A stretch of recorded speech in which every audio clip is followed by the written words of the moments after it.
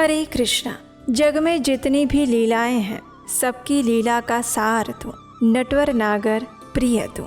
राम का आदर्श, नृसिंह का उग्र स्वरूप, वामन का विलक्षण विस्तार, हर अवतार की कथा का मूल आधार भगवान श्री कृष्ण। उनकी दिव्य लीलाएं ऐसी हैं जो सीमाओं से परे, तर्कों से ऊपर, मात्र भक्ति और प्रेम में ही सराबोर होती हैं। और ऐसे भगवान श्री कृष्ण का प्रिय मास यानी कार्तिक मास, और ऐसे सुंदर कार्तिक मास की प्रातः बेला में हम आप सबका स्वागत करते हैं और हम आपको लेकर चलते हैं आज की इस कार्तिक मास कथा यात्रा के अगले पड़ाव पर। तो चलिए आज की कार्तिक मास महात्म्य कथा का श्रवण करते हैं। आइए आज की कथा आरंभ करते हैं। श्रील सूत गोस्वामी ने नैमिषारण्य में एकत्रित हुए सभी ऋषि मुनियों से कहा, हे मुनिगण, कार्तिक मास सभी मासों में अत्यंत पवित्र और श्रेष्ठ है। इसके समान ना तो और कोई मास है ना होगा। ये परम भगवान श्री हरि को अत्यंत प्रिय मास है और इसलिए जो भी मनुष्य अपनी भक्ति और आध्यात्मिक जीवन में प्रगति करना चाहता है, उसे इस मास का अधिक से अधिक लाभ उठाना चाहिए। इस प्रकार कहते हुए श्रील सूत गोस्वामी ने नक्त व्रत की कथा कह सुनाई और ये कथा इस प्रकार थी। एक समय पूर्व काल में राजा पृथु ने नारद मुनि से पूछा, हे देवर्षि नारद, कार्तिक मास में किया जाने वाला सबसे प्रमुख व्रत कौन सा है और उसकी विधि क्या है? कृपया आप मुझे ये बताएं। तब नारद जी ने कहा, हे राजन, कार्तिक मास में किया जाने वाला प्रमुख व्रत नक्त व्रत है, जो कि पाप नाशक और परम पावन है। ये व्रत सौभाग्यवती स्त्रियों को अवश्य ही करना चाहिए। इस व्रत का विधि विधान जैसे पितामह ब्रह्मा जी ने मुझे सुनाया था, वही मैं अब आपको कह सुनाता हूँ। ध्यान पूर्वक सुनिए। अश्विन मास की पूर्णिमा को ब्रह्म मुहूर्त में शैया का त्याग करके नित्य कर्म आदि से निवृत्त होकर नदी, तालाब या घर में स्नान करना चाहिए। व्रत से एक दिन पूर्व व्रत करने वाले सिर न धोएं। स्नान के पश्चात स्वच्छ और सुंदर वस्त्र और आभूषण धारण करने चाहिए और उसके बाद व्रत का संकल्प लेकर प्रार्थना करनी चाहिए। प्रार्थना करते हुए इस प्रकार कहें, हे विश्वपति, आप मेरे कुल की रक्षा करें।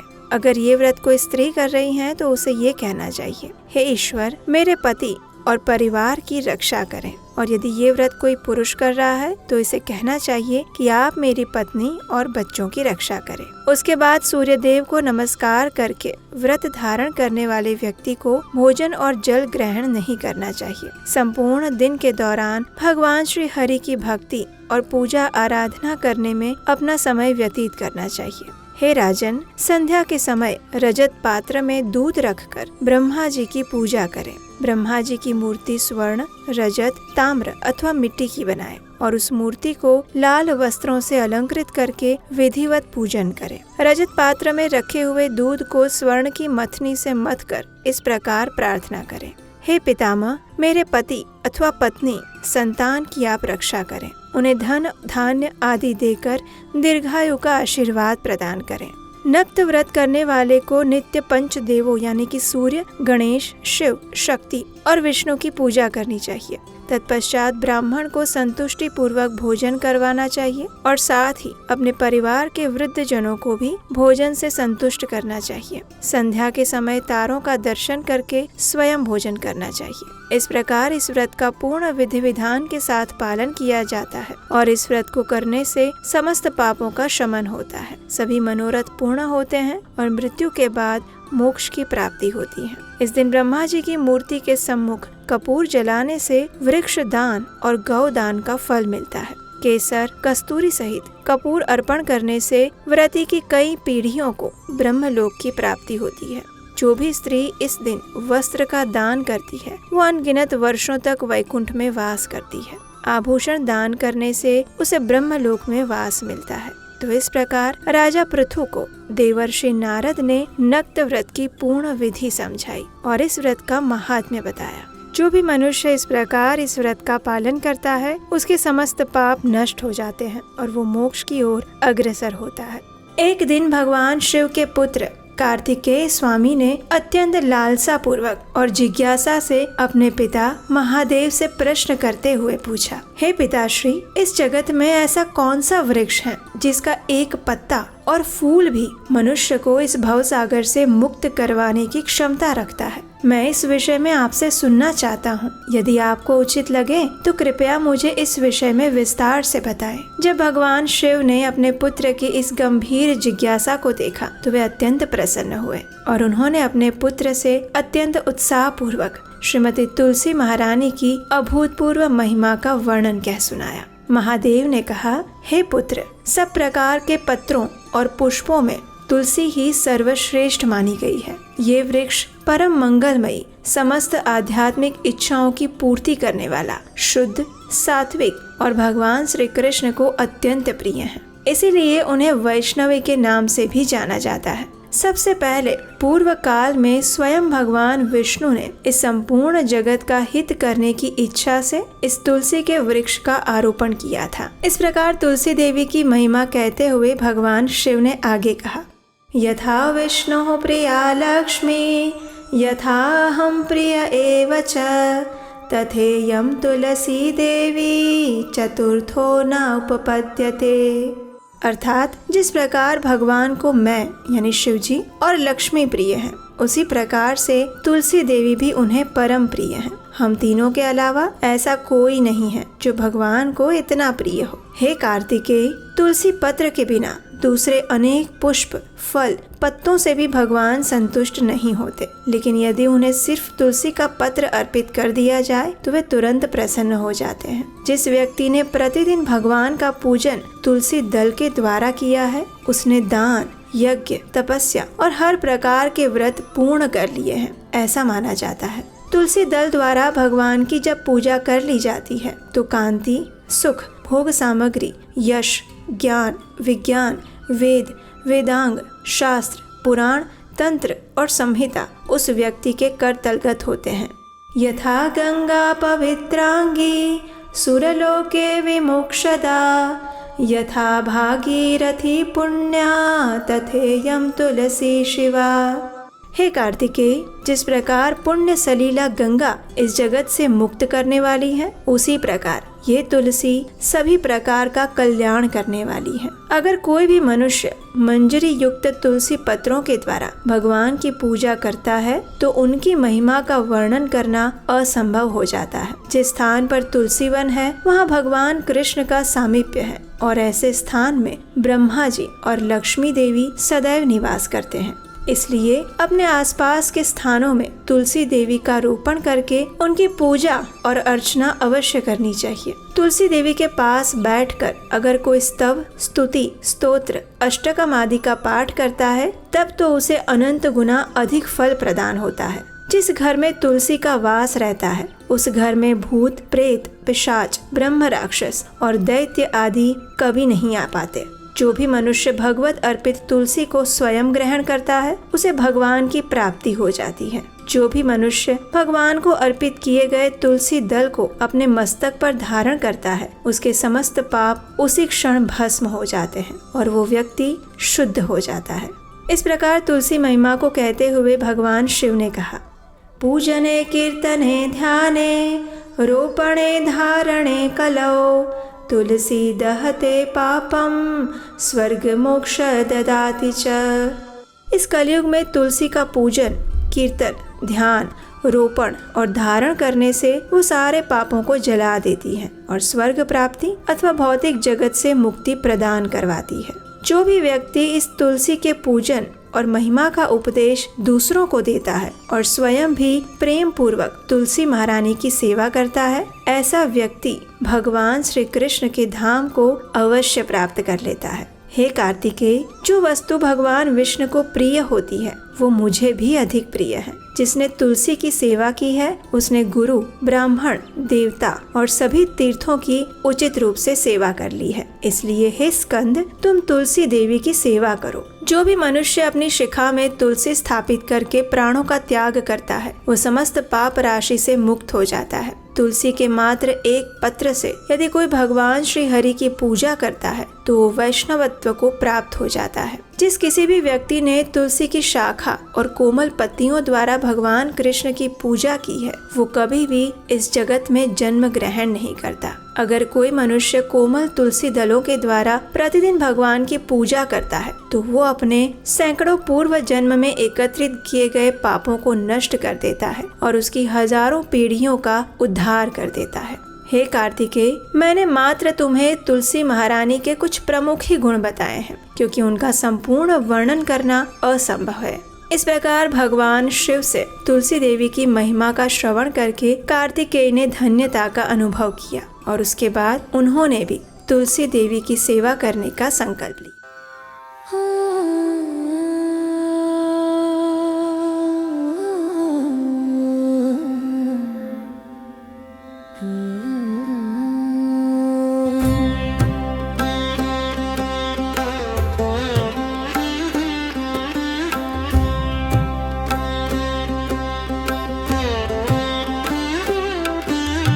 जगद्धात्री नमस्तुभ्यं विष्णोश्च प्रियवल्लभे यतो ब्रह्मादयो देवा सृष्टिस्थित्यन्तकारिणा नमस्तुलसी कल्याणी नमो विष्णुप्रिये शुभे नमो मोक्षप्रदे देवी नमः सम्पत्प्रदायिके तुलसी पातु मां नित्यं सर्वापद्भ्योऽपि सर्वदा कीर्तितापि स्मृता वापि पवित्रयति मानवम् नमामि शिरसा देवी तुलसी विलसत्तनुं यां दृष्ट्वा पापिनो मर्त्यामुच्यन्ते सर्वकिल्बिषाः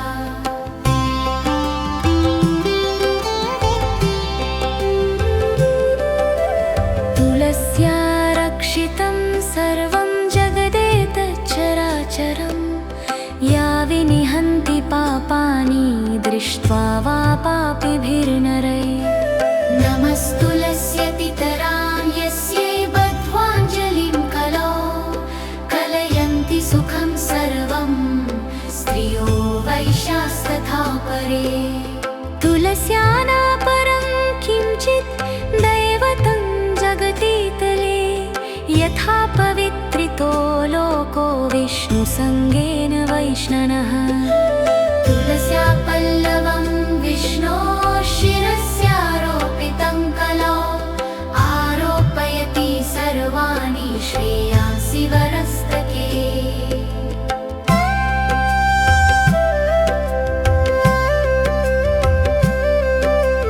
तुलस्यां सकला देवा वसन्ति सततं यतः अतस्तामर्चयल्लोके सर्वान् देवान् समर्चयन् नमस्तुलसी सर्वज्ञे पुरुषोत्तमवल्लभे पाहि मां सर्वपापेभ्यः सर्वसम्पत्प्रदायिके इति स्तोत्रं पुरा गीतं पुण्डरीकेन धीमता विष्णुमर्चयता नित्यं शोभनैस्तुलसीदलैः तुलसी श्रीर्महालक्ष्मीर्विद्या विद्या यशस्विनी धर्म्या धर्मानना देवी देवी देवमनःप्रिया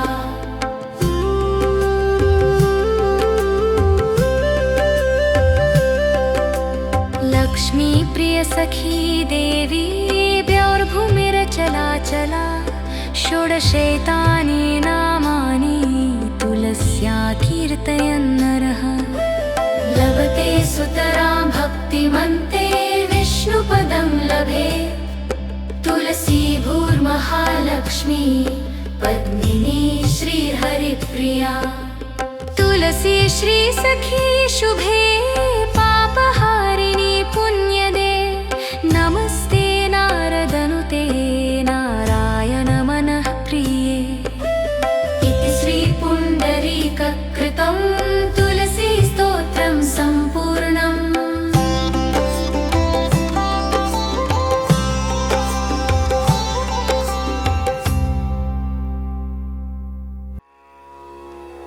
जय जय तुलसी माता। जग की सुखदाता, सब योगों के ऊपर, सब भोगों के ऊपर, रुझ से रक्षा कर भात्राता। जय जय तुलसी माता।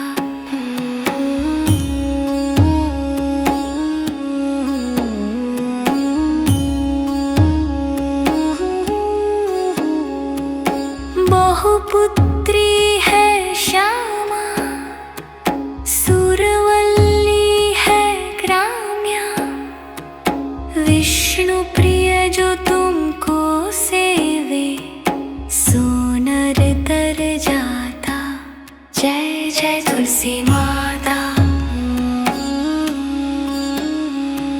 हरि के शीश विराजत, त्रिभुवन से हो वंदित, पतित जनों की तारिणी, तुम हो विख्याता। जय जय तुलसी माता। लेकर जन्म बिजन में आई दिव्य भवन में, मानव लोक तुम्ही से सुख संपत्ति पाता। जय जय तुलसी माता। हरि को तुम अति प्यारी, श्याम वर्ण सुकुमारी, प्रेम अजब है श्री हरि का तुमसे नाता। जय जय तुलसी माता। जय जय तुलसी माता। सबकी सुखदाता, वर माता।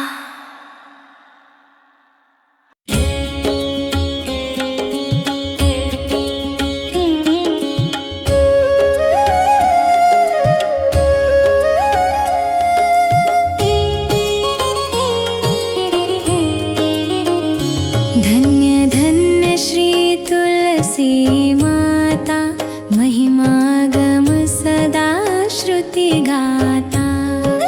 हरि के प्राण हो से तुम प्यारी, हरि ही हेतु कीन हो तप भारी। जब प्रसन्न है दर्शन दीन हो, तब कर जोरी विनय उस किन्ह्यो। हे भगवंत कंत मम हो, दीन जानी जनी छाड़ा हूँ छोहू। सुनी लक्ष्मी तुलसी की बानी, दी हूँ श्राप कध पर आनी। उस योग्य वर मांगन हारी, हो विटप तुम जड़ तनुधारी। सुनी तुलसी ही श्रुप्यो तहि धामा, करहु वास तुहु नीचन धामा। दियो वचन हरि तब तत्काला, सुनहु सुमुखी जनि होहु बिहाला।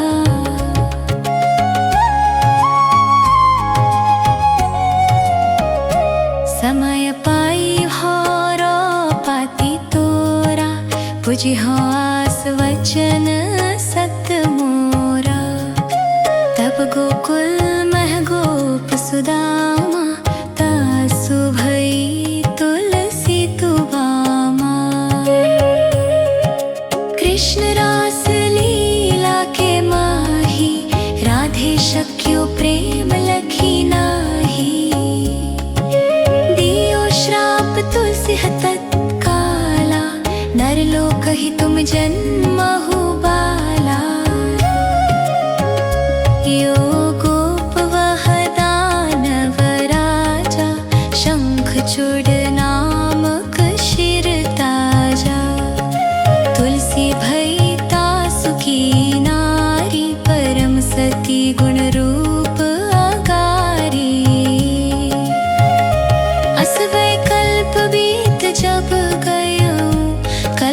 द्वितीय जन्म तब भयो, वृंदा नाम भयो तुलसी को, असुर जलंधर नाम पति को। करियति वंद तुल बलधामा, लीलिन्हा शंकर से संग्राम। जब निज सैन्य सहित शिव हारे, मरहि न तब हर हरि ही पुकारे। पतिव्रता वृंदा थी नारी, को न सके पति ही संहारी। तब जलंधर ही भेष बनाई, वृंदा ढिग हरि पहुँचो जाई। शिव हित लहि करि कपट प्रसंगा, कियो सतीत्व धर्म तो ही भंगा। भयो जलंधर कर संहारा, सुनी उर शोक उपारा। तिहि क्षण दियो कपट हरि टारी, लखी वृंदा दुख गिरा उचारी। जलंधर जस हत्यो अभीता, सोई रावण तस हरहि सीता। अस प्रस्तर सम हृदय तुम्हारा, धर्म खंडी मम पति ही संहारा। यही कारण लही श्राप हमारा, होवे तनु पाषाण तुम्हारा। सुनी हरि तुरत ही वचन उचारे, दियो श्राप बिना विचारे। लख्यो ना निज कर तूती पति को, छलन चह्यो जब पार्वती को। जड़मति तुहु अस हो जड़ रूपा, जग मह तुलसी विटप अनूपा। धक्व रूप हम शाले ग्रामा, नदी गंड की बीच ललामा। जो तुलसी दल हम ही चढ़ी है, सब सुख भोगी परम पद पई है। बिनु तुलसी हरि जलत शरीरा, अतिशय उठत शीश उर पीरा। जो तुलसी दल हर शिर धारत, सो सहस्र घट अमृत डारत। तुलसी हरि मन रंजनी हारी, रोग दोष दुख भंजनी हारी। प्रेम सहित हरि भजन निरंतर, तुलसी राधा में नाही अंतर। व्यंजन हो छप्पन हो प्रकारा, बिनु तुलसी दल ना हरि ही प्यारा। सकल तीर्थ तुलसी तरु छाही, लहत मुक्ति जन संशय नाही। कवि सुंदर एक हरि गुण गात, तुलसी ही निकट सहस गुण पात। बसत निकट दुर्वासा धामा, जो प्रयास ते पूर्व ललामा। पाठ कर ही जो नित नर नारी, हो ही सुख भाष ही त्रिपुरा।